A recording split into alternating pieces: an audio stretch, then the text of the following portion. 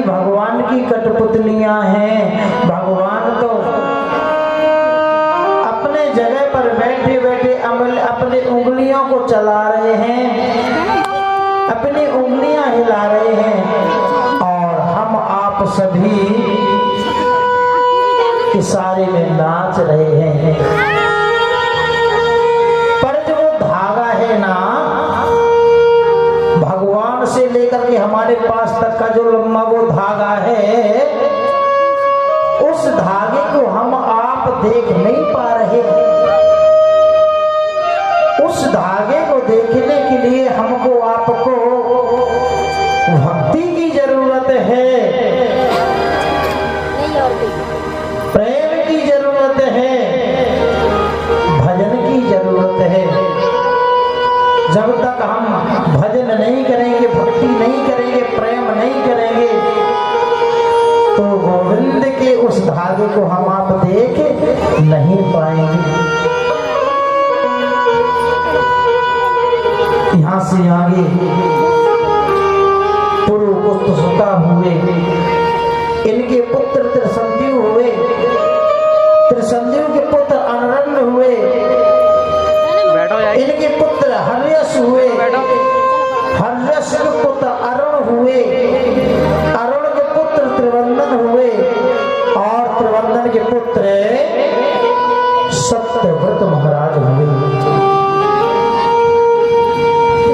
सत्यव्रत महाराज के हाथों से गाय का वध हो गया गलती से। तो इनके गुरुजी ने सत्यव्रत महाराज को श्राप दे दिया कि तुमने गाय का वध किया है, मैं तुम्हें श्राप देता हूँ, तुम्हारे मस्तक पर 3 रेखाएं खिंच जाएं। तो सत्यव्रत महाराज के मस्तक पर 3 रेखाएं खिंच गई, तो इनका नाम पड़ गया त्रिशंकु।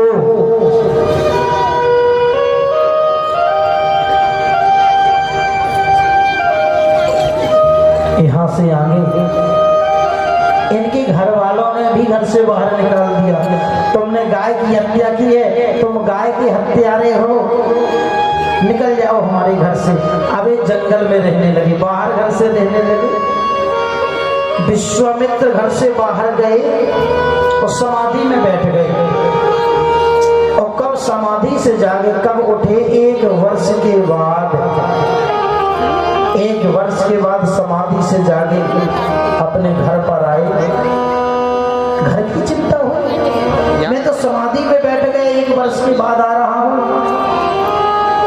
और हमारे घर वालों को किसने भोजन खिलाया होगा, उनकी जीविका किसने चलाई होगी, उनका भरण पोषण किसने किया होगा। घर वालों से पूछा, घर वालों ने कह दिया हमको त्रिशंकु महाराज ने भोजन खिलाया है। अच्छा, त्रिशंकु को बुलाया विश्वामित्र ने, और विश्वामित्र कहने लगे हम तुम्हारे ऊपर बहुत प्रसन्न हैं, तुमने 1 वर्ष तक का हमारे परिवार वालों का भरण पोषण किया है, मांग लो जो वरदान मांगना हो, जो वरदान मांगो हम आपको वरदान देने के लिए तैयार हैं। तो त्रिशंकु महाराज कहने लगे यदि आप देना चाहते हो ना, तो आप, मैं ना शरीर के सहित देवलोक जाना चाहता हूँ, स्वर्ग जाना चाहता हूँ। त्रिशंकु विश्वामित्र कहा चिंता मत करो, मैं अवश्य तुमको देवलोक पहुंचाऊंगा।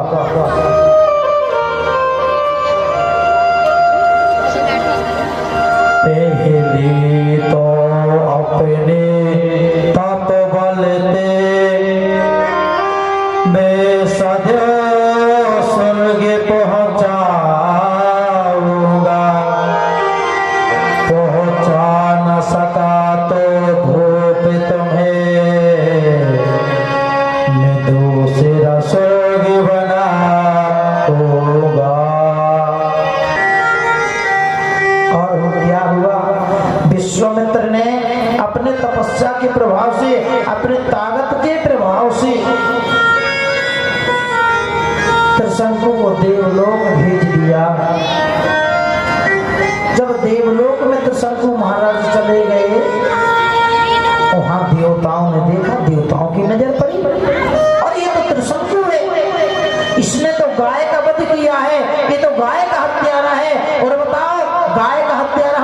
देवलोक में आ गया, इसे धक्का मार करके नीचे गिरा दो पुनः।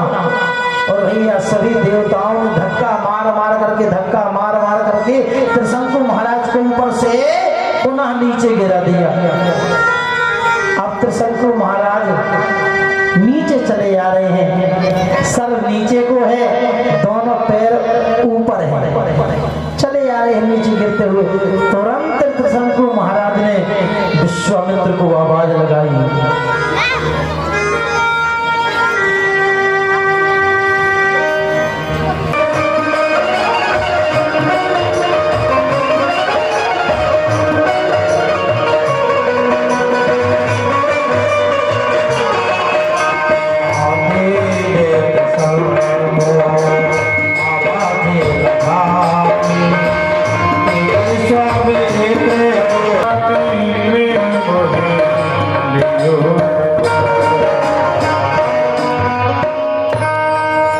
विश्वामित्र को आवाज लगाई त्रिशंकु महाराज ने, उसको ऊपर भेज दिया स्वर्ग में।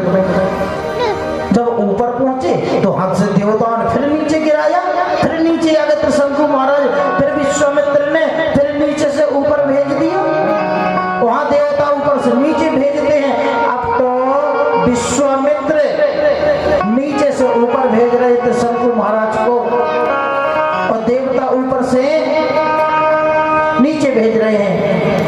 और भैया त्रिशंकु महाराज बीच में ही लटक गए, जो आज भी उल्टे लटके हुए। बोल गोविंद भगवान की जय, बुढ़वा के बिहारी लाल की जय। जय जय श्री राधे, जय जय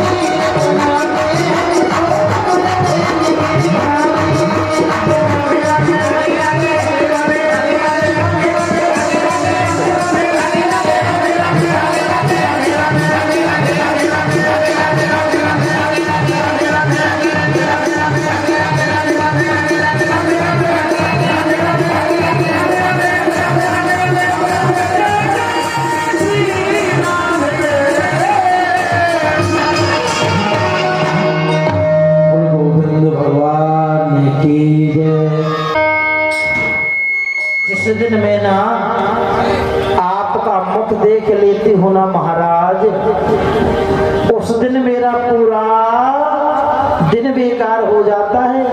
और तो और जिस दिन मैं आपका मुख देख लेती हूँ ना, उस दिन मुझे पूरे दिन भोजन भी प्राप्त नहीं होता, भूखे ही रहना पड़ता है।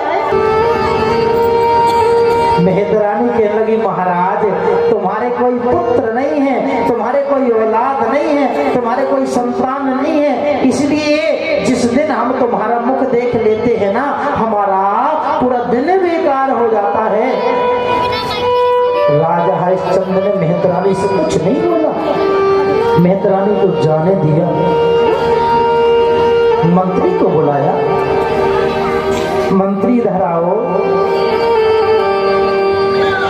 मेहतरानी कहती है कि जिस दिन हम तुम्हारा मुख देख लेते हैं ना, हमारा पूरा दिन बेकार हो जाता है, और तो और भोजन भी नसीब नहीं होता।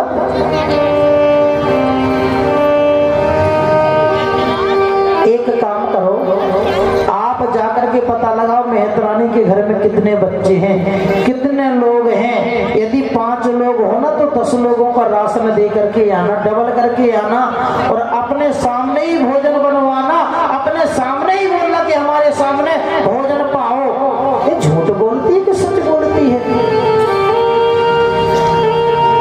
आज मंत्री कहने लगा, महाराज वो झूठ बोल रही है, राशन के चक्कर में झूठ बोल रही है, ठगने के ताई झूठ बोल रही है, महाराज उसके बातों में मत आना।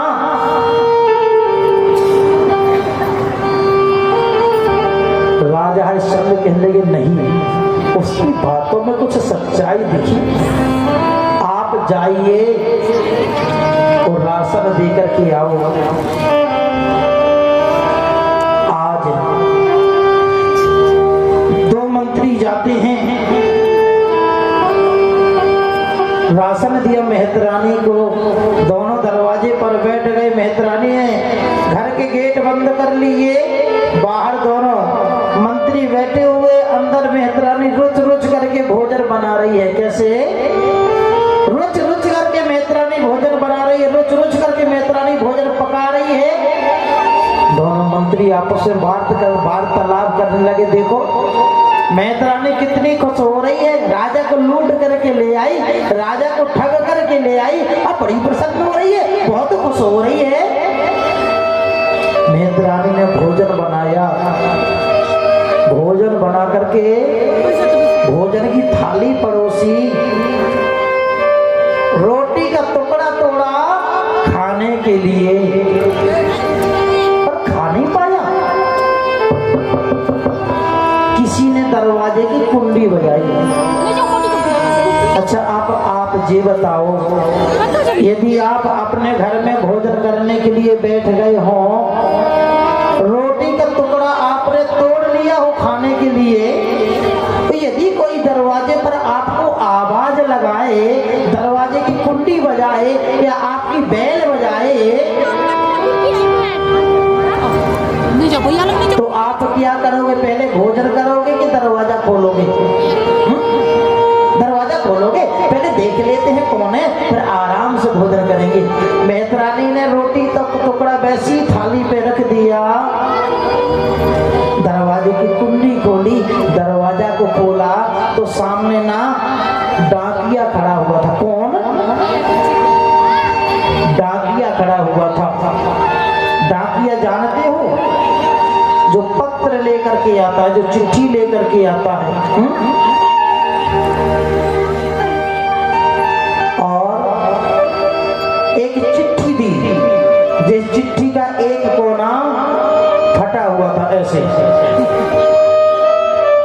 और जिस चिट्ठी का एक कोना फटा हुआ होता है उसे हम क्या बोलते हैं?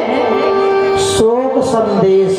जब किसी की मृत्यु हो जाती है तो चिट्ठी का एक कोना फाड़ दिया जाता है, तो दूर से देख करके पता लग जाता है कि किसी की मृत्यु हो गई है। जोर जोर से मेहतरानी रोने लगी, चिल्लाने लगी, चीखने लगी, बिलखने लगी। दोनों मंत्री खड़े हुए राजा के पास पहुंचे। महाराज सच में मेहतरानी ने रुच रुच करके भोजन बनाया, गीत गागा करके भोजन बनाया, भोजन की थाली परोसी खाने के लिए, पर उसी वक्त सूचना मिल गई उसी के तुम्हारी माता जी का स्वर्गवास हो गया है। सच में महाराज, जो लोग आपको देख लेते हैं ना, उनका पूरा दिन बेकार हो जाता है। आज राजा हरिश्चंद्र कुछ नहीं बोले, उदास बैठे हुए हैं। नारद जी आए। नारद जी कहने लगे, हरिश्चंद्र उदास बैठे हो। राजा हरिश्चंद्र कहने लगे, क्या बताए नारद जी।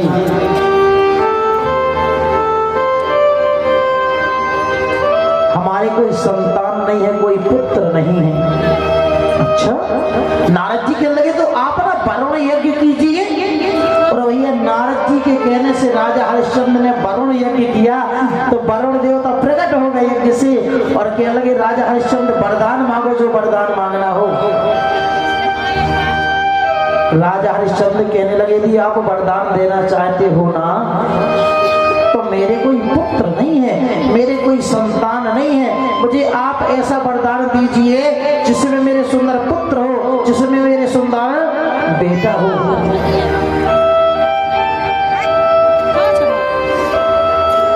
राजा हरिश्चंद्र पुत्र मांगते हैं। वरुण देवता ने वरुण देवता कहने लगे, तुम्हारी किस्मत में पुत्र नहीं है, तुम्हारी किस्मत में कोई बेटा नहीं है, पुत्र नहीं है, संतान नहीं है, पर यदि तुमने मांगा तो मैं दूंगा। तुम्हारे बालक तो पैदा होगा, बालक पैदा होते ही तुम मुझे बलि चढ़ाना अपने बच्चे की। बोलो स्वीकार है।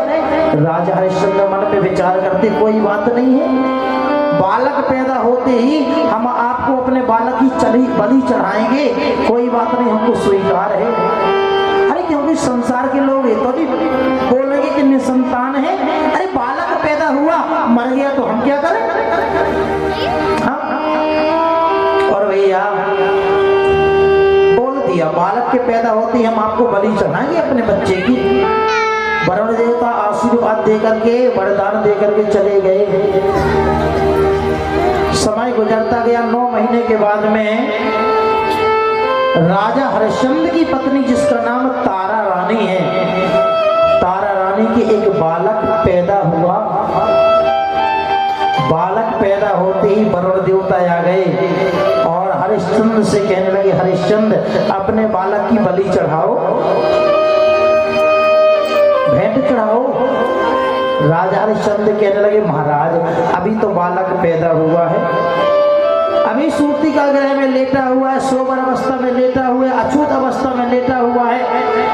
जब ना हवन हो जाएगा, शुद्धिकरण हो जाएगा, महाराज आप 45 दिन के बाद में आना, हम अपने बालक की बलि चढ़ाएंगे। लौट कर चले गए वरुण देवता। 45 दिन के बाद में, 1.5 महीने के बाद में शुद्धिकरण हो गया, यज्ञ हो गया। वरुण देवता आए और कहने लगे, अब शुद्धिकरण हो गया, यज्ञ हो गया, अब अपने बालक को ना बलि चढ़ाओ। राजा हरिश्चंद्र कहने लगे, भी तो छोटा सा बालक है, जब नामकरण संस्कार हो जाएगा इसके बाद में आना। भैया कुछ दिनों के बाद में बालक का नामकरण संस्कार हो गया, जिसका नाम रोहितास हुआ। क्या हुआ? रोहितास नाम हुआ।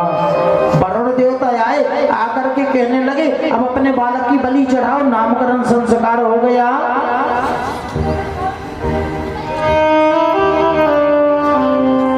राजा हरिश्चंद्र कहने लगे, अभी छोटा सा बालक है, अभी तो दूध के दांत नहीं निकले, जब दूध के दांत निकल आएंगे इसके बाद में आना, हम अपने बालक की बलि चढ़ाएंगे। लौट करके चले गए वरुण देवता। दूध के दांत निकल आए, फिर वरुण देवता आए, अब तुम्हारे बालक के दूध के दांत निकल आए हैं, अब अपने बालक की बलि चढ़ाओ। राजा हरिश्चंद्र कहने लगे, महाराज ये तो नकली वाले दांत हैं, ये तो दूध के दांत हैं, जब ये गिर जाएंगे असली वाले दांत निकल आएंगे ना, इसके बाद में आना, हम तुमको अपने बालक की बलि चढ़ाएंगे। वरुण देवता को क्रोध आ गया, वरुण देवता को गुस्सा आ गया। अरे तू पुत्र मोह में इतना फंस गया है कि तू जो तूने बोला था ना, जबान दी थी, वो भी तू भूल रहा है, भटक रहा है, बार बार मुझे भटका रहा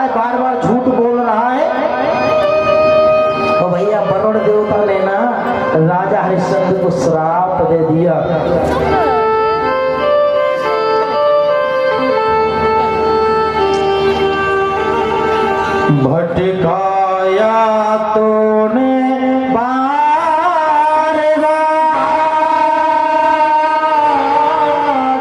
इसका पर फत फल पाएगा। हे श्राप मेरा है भोप तुम्हें, हे राजा तो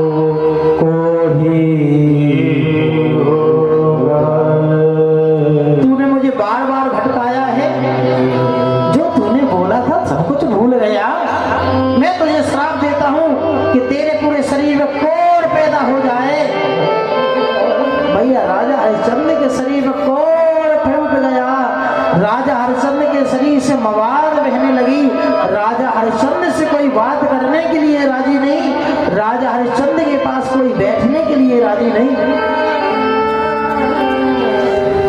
आज नारद जी आए। नारद जी कहने लगे हरिश्चंद्र तुम्हारे शरीर में कोढ़ कैसे फूट गया, तुम्हारे शरीर से मवाद कैसे बह रही है। बलि नहीं चढ़ाई अपने पुत्र की ना, इसीलिए उन्होंने मुझे श्राप दे दिया है। तो बलि चढ़ा दो। राजा हरिश्चंद्र के पुत्र रोहिदास को पता लगा कि मेरी तो बलि चढ़ा दी जाएगी वरुण देवता को, तो हाथ में धनुष वार लेकर के जंगल की ओर भाग गया। जंगल की ओर भाग गया हाथ में धनुष वार लेकर के। राजा ने बहुत ढुड़वाने का प्रयास किया, बहुत कोशिश की ढुड़वाने की, फिर भी रोहिदास बालक नहीं मिला।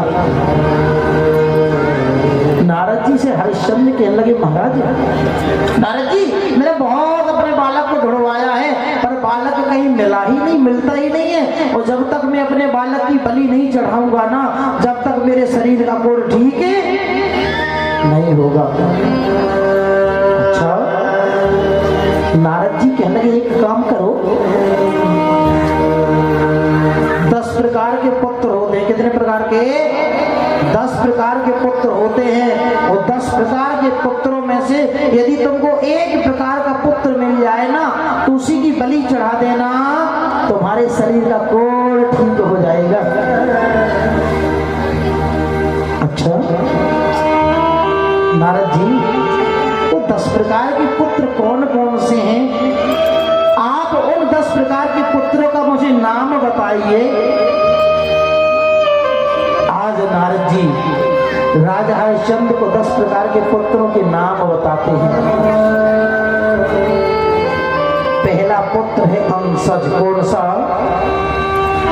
पहला पुत्र अंशज।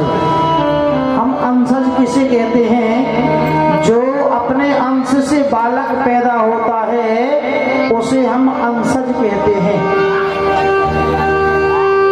दूसरा पुत्र होता है भ्रातज, जिसे हम भतीजा कहते हैं। भतीजा भी हमारे सगे पुत्र के समान होता है। तीसरा पुत्र होता है जामज। जामज जानते हो किसे बोलते हैं?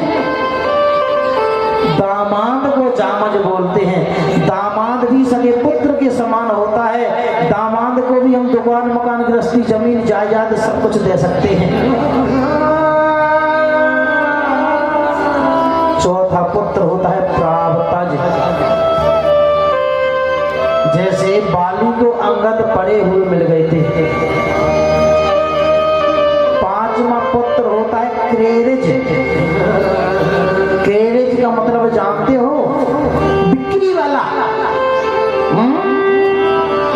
महाराज बिक्री वाला कौन सा पुत्र है? जैसे किसी के बालक पैदा होता है और बालक पैदा होते ही मर जाता है, दूसरा बालक पैदा हुआ, बालक पैदा होती थोड़ी देर जीवित रहा फिर मर गया, तीसरा बालक पैदा हुआ, थोड़ी देर जीवित रहा फिर मर गया।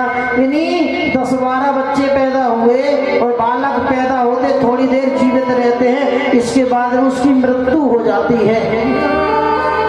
तो हम क्या करते हैं?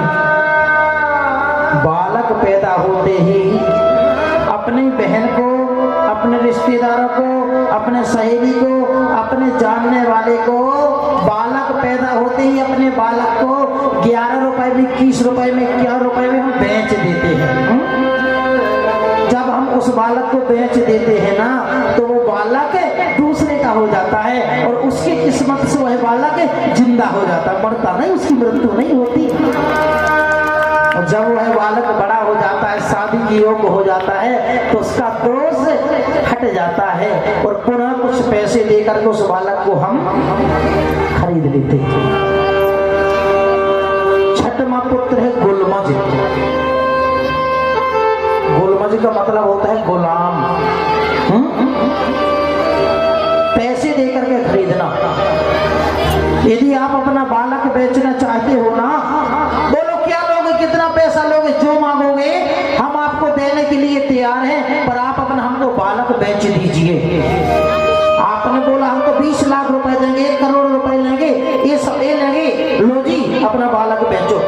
और आपने पैसा ले लिया, आपने अपना बालक बेच दिया, तो बालक आपका नहीं, जिसने खरीदा उसी का कहलाएगा। 7वां पुत्र होता है बिनवज वाला। बिनवज का मतलब जानते हो, बदले का।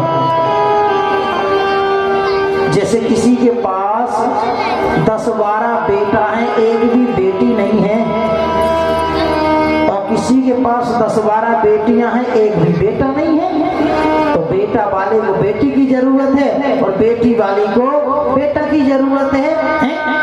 लिया हाथ में और बाग में पुष्प तोड़ने के लिए पहुंचा। पुष्प तोड़ तोड़ करके डलिए में डालते जाते हैं, टोकरी में रखते जाते हैं, पुष्प तोड़ तोड़ करके टोकरी में रखते जाते हैं। टोकरी पुष्पों से, फूलों से भर ली, पर एक ना लाल पुष्प लगा हुआ था। नजर पड़ी, देखो यदि मैं इस लाल पुष्प को तोड़ करके ले जाऊंगा ना और ठाकुर जी के श्रृंगार में सजाऊंगा ना, तो कितना सुंदर दिव्य श्रृंगार लगेगा ठाकुर जी का।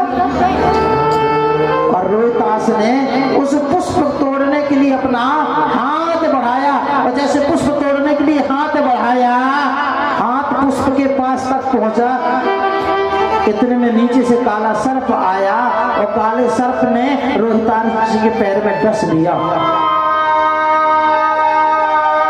काले सर्प ने रोहितास को डस लिया, आंखों से कुछ दिखाई नहीं दे रहा, चक्कर से आए रोहितास को, वो जमीन में रोहितास गिर गया। जो टोकरी थी, टोकरी जमीन में गिर गई, फूल जमीन में बिखर गए, मुख से फेन से आया, मृत्यु हो गई रोहितास की।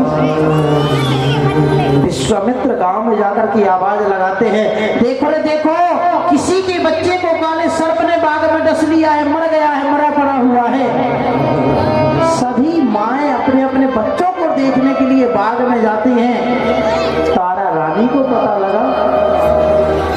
तारा रानी भी जिसके घर में काम करती थी, उससे कहने लगी थोड़ा समय दे दो, मेरा बालक भी फूल तोड़ने के लिए बाग में गया है, वो लौट कर नहीं आया, कहीं उसे तो नहीं काले सर्प ने डस लिया।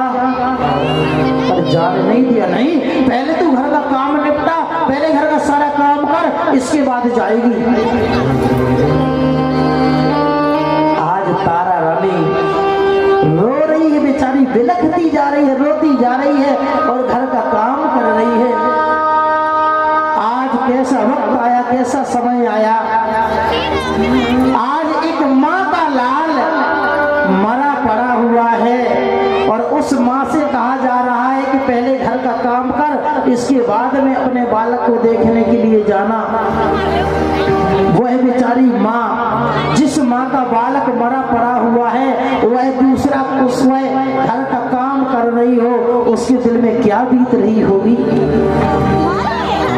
जोर जोर से रोती जा रही है तारा रानी, आंखों से अश्रुओं की धार बह रही है, उसे बहुत कष्ट हो रहा है, बहुत पीड़ा हो रही है।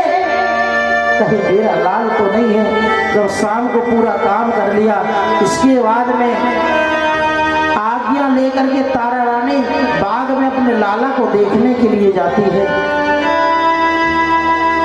जैसे बाग में पहुंची, बाग में जाकर के देखा तो रोहितास मरा पड़ा हुआ है, जमीन पर पड़ा हुआ है, टोकरी नीचे पड़ी हुई है, फूल जमीन में बिखरी हुई है। आज तारा रानी बिलख बिलख करके, चीख चीख करके, सर पटक पटक करके अपने बालक के पास में रो रही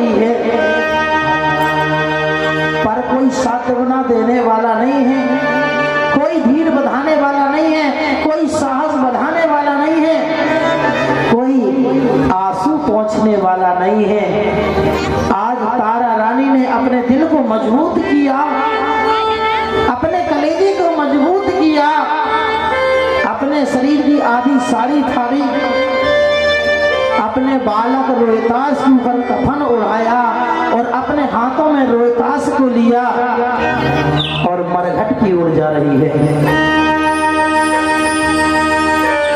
जहां दरवाजे पर राजा हरिश्चंद्र खड़े हुए हैं, जैसे अंदर जाने लगी तारा रानी अपने बालक रोहितास को लेकर ना,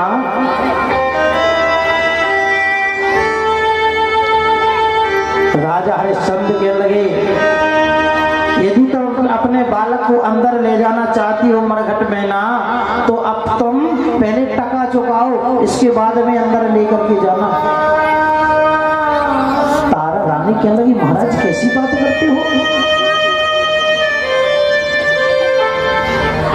मैं आपकी रानी हूँ, आपकी पत्नी तारा हूँ, ये आपका बालक रोहितास है, इसे काले सर्प ने डस लिया है, इसकी मृत्यु हो गई है। और आप तो जानते हो कि मैं दूसरे के घर में दासी का काम करती हूँ, मेरे पास कुछ भी नहीं है, मुझे अंदर जाने दो ना, अपने बालक को अंदर ले जाने दो ना। राजा हरिश्चंद्र कहने लगा मैं कोई तारा रानी को नहीं जानता, मैं कोई रोहितास को नहीं जानता, यदि तुम अंदर ले जाना चाहती हो अपने बालक को ना, तो पहले टका चुकाओ, पहले कर चुकाओ, उसके बाद में अपने बालक को अंदर लेकर के जाना।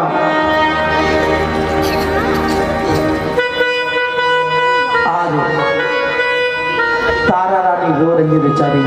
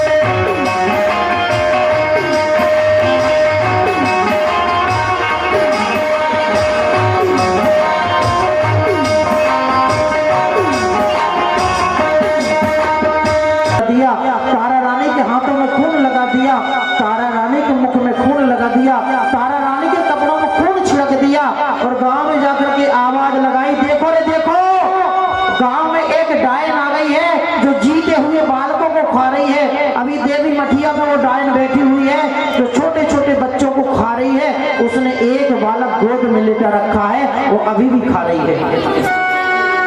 भैया सारे गांव वाले जा रहे हैं देखने के लिए, तो सभी केस वक्त है जो 7 पर्दों के अंदर तारा रानी रहती थी, जिसके ऊपर मच्छर भी नहीं बैठता था। आज मारे जा रहे हैं, कैसा वक्त है, कैसा समय है।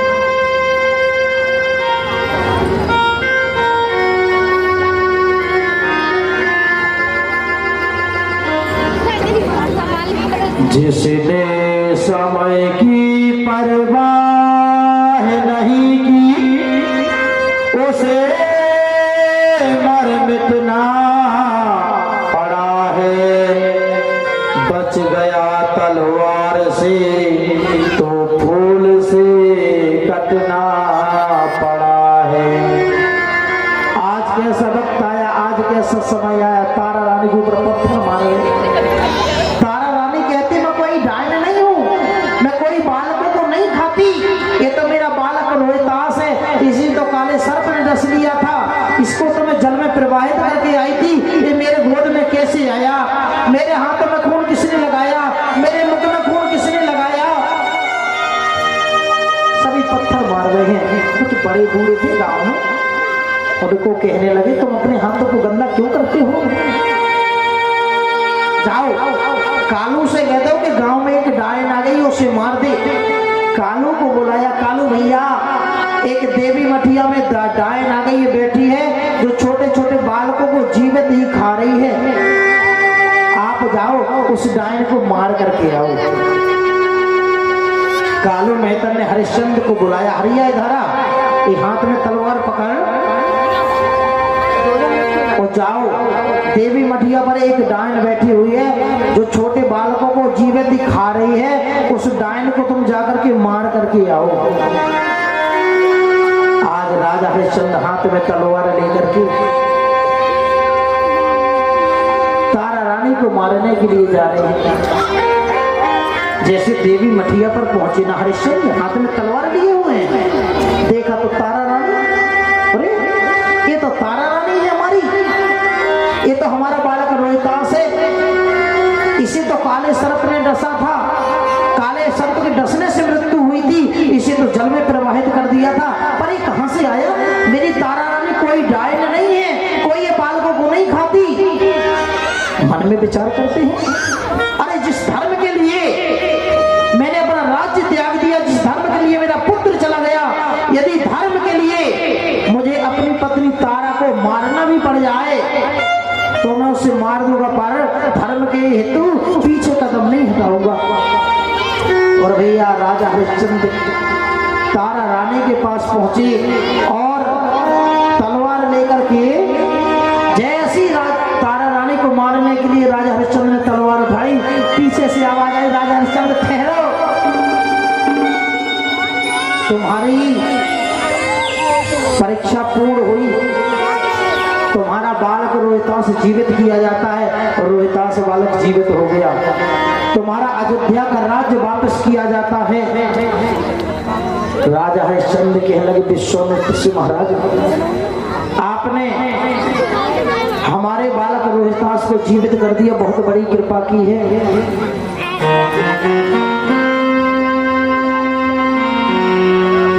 पर जो हमने एक बार दान कर दिया ना, हम दान की हुई राज्य में अपना पैर भी नहीं रखना चाहते महाराज। जो हमने दान कर दिया, दान की हुई चीज में हम हाथ भी नहीं लगा सकते, नहीं तो दान करने का क्या फल मिलेगा, उल्टा पाप लगेगा। भगवान के पार्षद विमान लेकर के आए, तारा रानी और राजा हरिश्चंद्र उस विमान पर बैठे और भगवान के लोग पहुंचे। गुरु गोविंद भगवान ने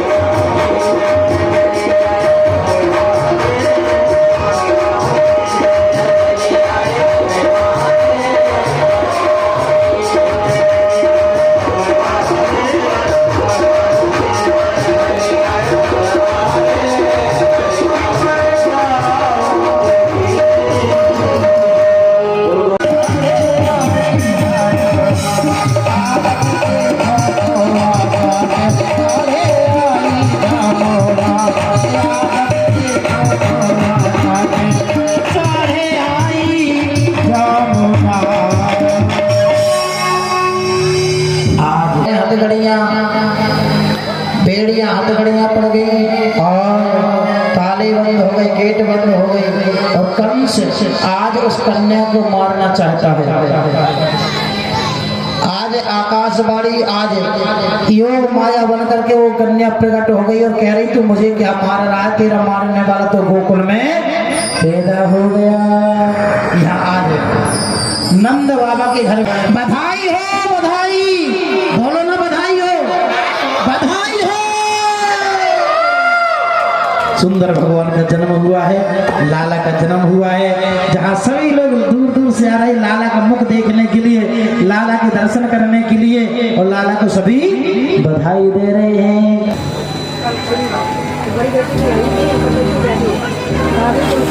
अच्छा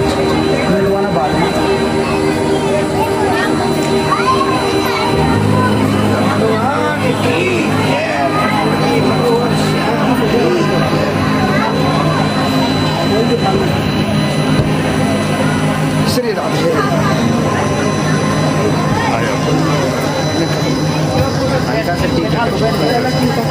वही में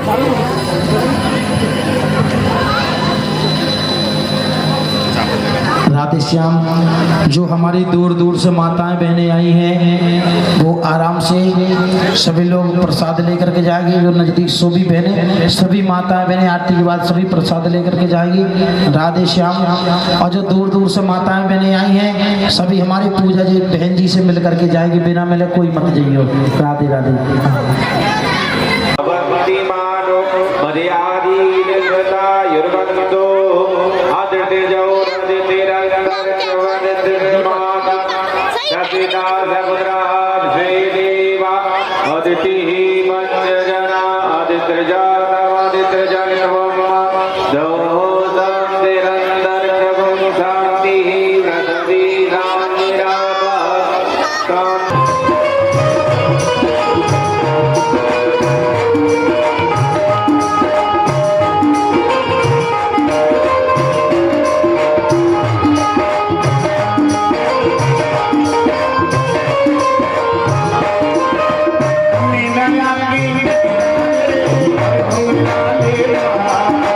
Nena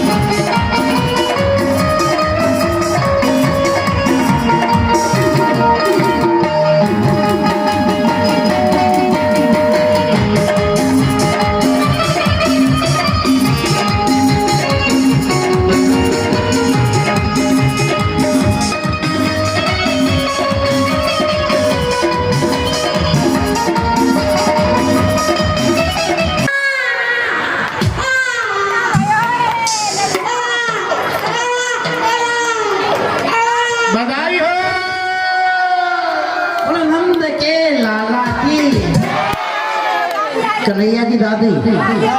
अच्छा, कन्हैया की दादी 21 रुपए बधाई दो, ले जाओ लाला को।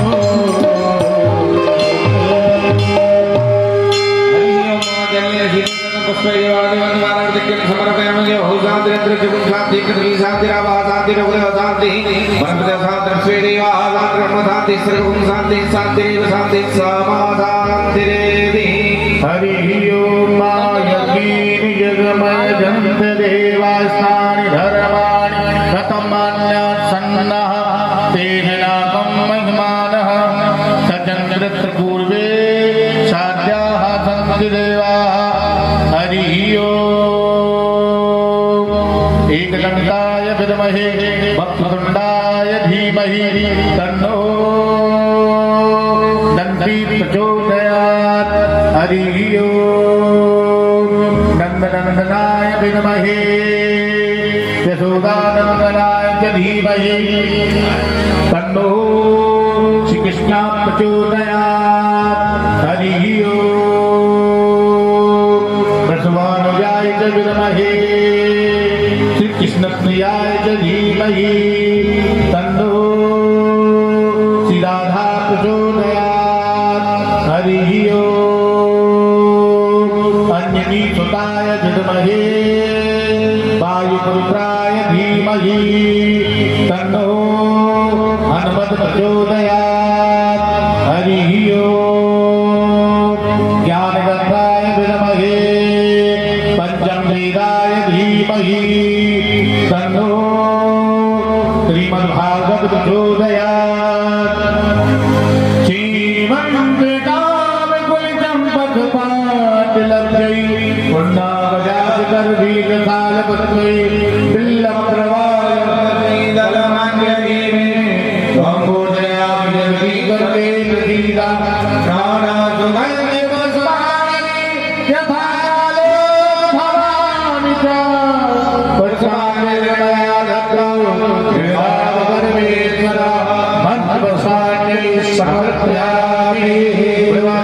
हरिलाल की जय। भैया ने जयकारा जोर से लगाओ, बोले बाबा हरिलाल की जय हो। भक्त सनातन धर्म की जय हो। बाबा महादेव की जय हो। बाबा रामचंद्र की जय हो। जी महाराज की जय हो। श्री राधा रानी की जय हो। धरण की जय हो। भगवान की जय हो। हमारे सभी यजमान की जय हो। महाकाली की जय हो। महादुर्गा की जय हो। महासरस्वती की जय हो। वैष्णो माता की जय हो। देवताओं की जय हो। मातृका की जय हो। भद्रमंडल की जय हो। जी महाराज की जय हो। जी महाराज की जय हो। हनुमान जी महाराज की जय हो। कार्तिकेय जी महाराज की जय हो। गणेश जी महाराज की जय हो। यमुने मैया की जय हो। सरस्वती माता की जय हो। गंगे माता की जय हो। आज की घड़ी की जय हो। आज की बार की जय हो। आज की योग की जय हो। आज के चरण की जय हो। आज के आनंद की जय हो। जय